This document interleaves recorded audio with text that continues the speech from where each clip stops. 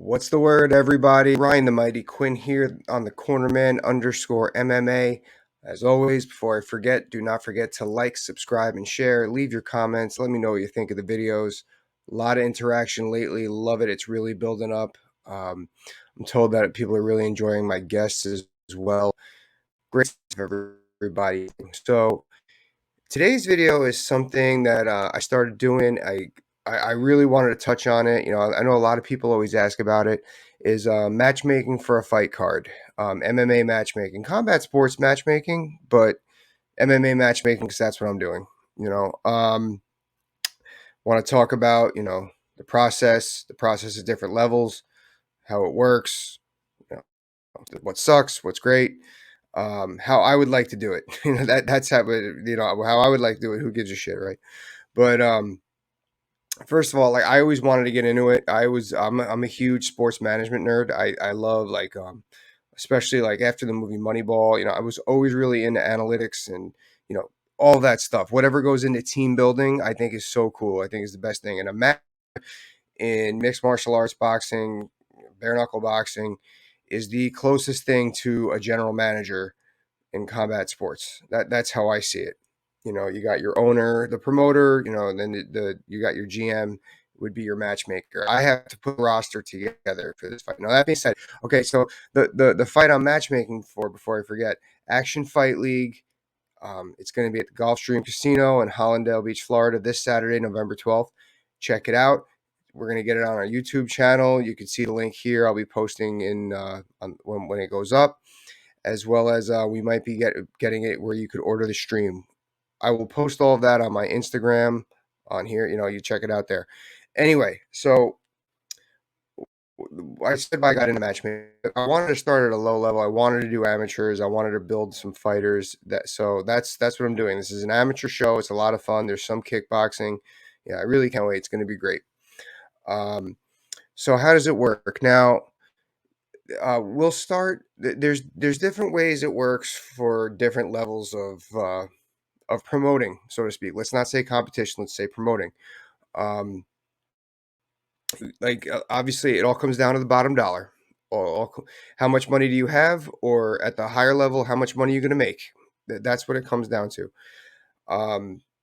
Not that one's easier. Everyone has their pitfalls. You got to make more money when you're at the higher level. It's like anything else. It's like like a player. If a player in NFL, MLB doesn't perform, they get cut. They lose their contract. Of course, now there's guaranteed money. That's a whole nother story. But so like let's say matchmaking for the UFC, there's a little bit less involved. Like as far as like there's no cap space in this business. As far as like what you could spend, it's what you could have, what you get backed on.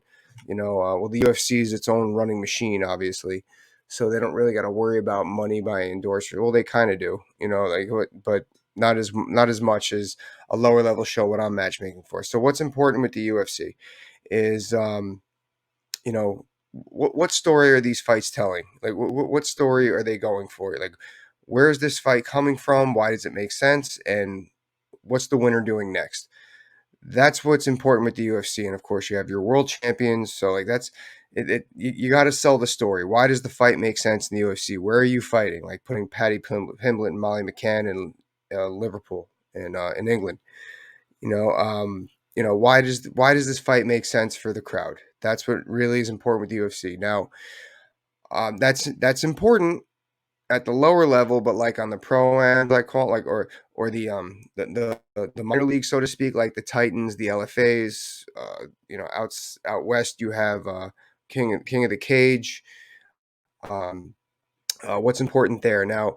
Usually these promotions they have a budget, a cap, so to speak, for sports fans, a cap space. They have salary cap, a budget on how much to spend on this card. Now, usually given by an endorser, or sponsors. Either way. So what does that have to cover? That has to cover, first of all, well, before we go forward, you got to put a certain amount of money, which it covers the fighters' purses. You put that in with the sanctioning body. The sanctioning body is not always the commission, and so the money's there regardless. Even if the promoter loses his ass on the show, nobody shows up, the fighters are getting paid. That's the fighters are protected, which is great. And this is at all levels, not just not just the lower levels. Fighters got to get paid. Now, so let's say, for instance, that they have a certain amount of cap space, so then they measure in. Now we're gonna focus on the lower level pros now. Oh, my main event guy, he's getting 3,000 and 3,000. His opponent's getting 3,000 and 3,000. Bam. That's what we're working with. You get somebody that gets less, even better. But our mid-level card, 1,500, 1,500. Our co-main is 1,500, 1,500. Then the next two underneath it is 1,000 and 1,000. Winner gets this, 2,000 to win, 1,000 to show, which is basically when you weigh in and then you show to the cage, you get $1,000 automatically, another $1,000 to win. That's how that works with the cap, so to speak, or that helps you range where your money's going. Now, if you can get these fighters to fight for less, then you pocket it and then you divvy it up amongst your team, whether it's the other matchmakers. The promoter does divvy it up to the matchmakers, whoever's working the back for them, all that stuff.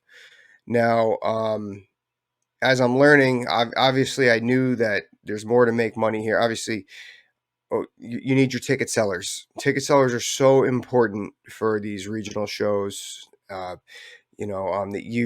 would say you need at least 4 a fight to really make sure you're going to do all right. I know, and as a fighter, it's important to be a ticket seller for this, because if you're a ticket seller, you're going to get called by all the shows. They're going to keep you active. It sucks. You really, I really wish that I could only worry about the fighting when I was fighting, but you know what? Being a ticket seller kept me on the Bellator cards whenever they came to Connecticut. Let's call it what it is. That's how I got noticed.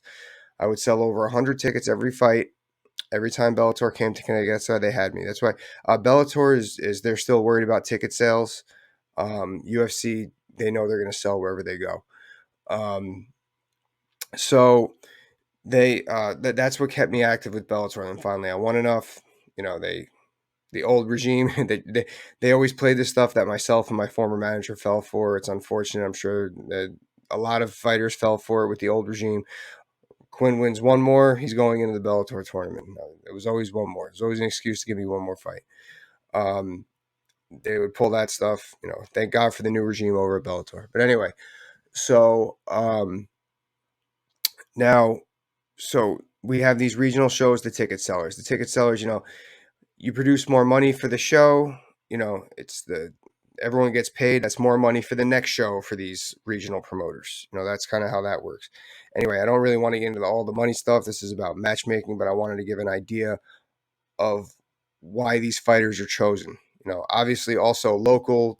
A lot of the regional shows, actually, I've noticed that regional shows are getting a lot better with flying fighters out. A lot of the lower level ones are a lot better. So usually they try to get local ticket sellers.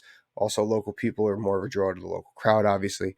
So that's what happens there. Now, this is the outside the cage stuff. Now, let's keep in mind, just because 2 guys are ticket sellers, if one guy has 50 fights, one guy has 2 fights, that's not going to happen. It's not going to get sanctioned. It's not going to get sanctioned by the athletic body. We got to have, we both have between 8 and 10 fights. I have 6 wins and above. I have 5 wins and above, or 7 wins and above. Bam. Then on paper, that makes sense. We have the same amount of experience, same amount of level, winning record. We're going to do that. So that's the important piece there. We got it's also level of competition between the 2 fighters. That's really important. Obviously there's other things. If this guy has a high wrestling background, yeah, he might fight a guy. I remember I had my 4th professional fight. I fought a guy with 20 plus fights. I had a Division I wrestling background, a strong high school wrestling background. So obviously there's factors involved, but let's make sure that we can get this sanctioned. That's the bottom line. Let's make sure it's even on paper. Obviously, you got 2 undefeated guys. That's another draw, if you get them to fight. So that's how that works. Now on the lowest level where I'm doing my promoting now, or my matchmaking on the amateur scene, is we just got to make sure that these fighters are safe and these fighters are active. So obviously level of competition helps. And now not only at this level, it's not only, does he have X amount of fights? What belt is he in jiu-jitsu? How's his wrestling? Does he have a boxing background? So we do want to make sure that these fighters, like, it's not some dude just coming in off the street making his amateur debut against another amateur debuter, but he was a Division One All-American or a Brazilian Jiu-Jitsu world champion. So the selective individual styles are a little more important at that lower level, plain and simple. Now, speaking of the individual styles, this is how I would do it, or how I want to do it. Obviously, now when I say what I want to do it, is this going to happen? Probably not yet. I would love to figure this out. I would love to match fighters up not only on like what level, but like I would really like to make sure that the crowd sees a wrestler versus a striker versus a a judo wrestler, seeing those different styles of the background. Obviously these days that people are a little more well-rounded, but you still get those individualists. People have their favorites of where the fight's going. I would like to do that so the crowd sees where different people are going and then match them up later, for the higher level of competition. To me, that sounds like a lot of fun. Um, but anyway, that's how you build your roster. That's how you matchmake, and it's not easy. Some of these fighters are a real pain in the ass. I know I had one guy. He told me he wanted to fight. He backs out because he said he got this title fight with another promotion. I know the promoter. He goes, "This guy, no, I would never sign him." He backed out on us several times. So you get these fighters. They're real prissy with that. Oh, this guy. He had 2 kickboxing fights and I only had 1 kickboxing fight, so I'm not fighting him in MMA whatsoever. I didn't see it. Or this guy, he just got his purple belt in jiu-jitsu and I just got my blue belt and I have like, it's just that's a real pain. So some of those arguments are valid, a lot of them are not. But that's the part that sucks about it. Or you get these fighters that just back out out of nowhere. At the amateur level that happens a lot. There's no money involved. So what do they care? Unfortunately, then a lot of these guys are not looking to do this as a career. It's a hobby, and they back out on fighters that are looking to do this as a career, and it really sucks. It sucks making that phone call to some of the fighters that, oh, this guy backed out just because I know you're working your ass off. I know, unfortunately, as a coach, I had to deal with that with a bunch of people. I got one fight in mind, Blake, if you're watching. I know that fight sucked. That was going to be your title fight. You were going to win that. Now, but yeah, guys, so that's what we got. It's talking about matchmaking, how it works at each level, um, how I would like to do it, how it sucks, how it's so much fun. It is so much fun. I'm so looking forward to these fights. I'm looking forward to taking pictures at the weigh-ins and stuff, and part of it. But anyway, keep tuning in, guys. Saturday's a big UFC, so I'll see you guys on Sunday, and I might be posting something on Friday as well. Talk to you. Bye.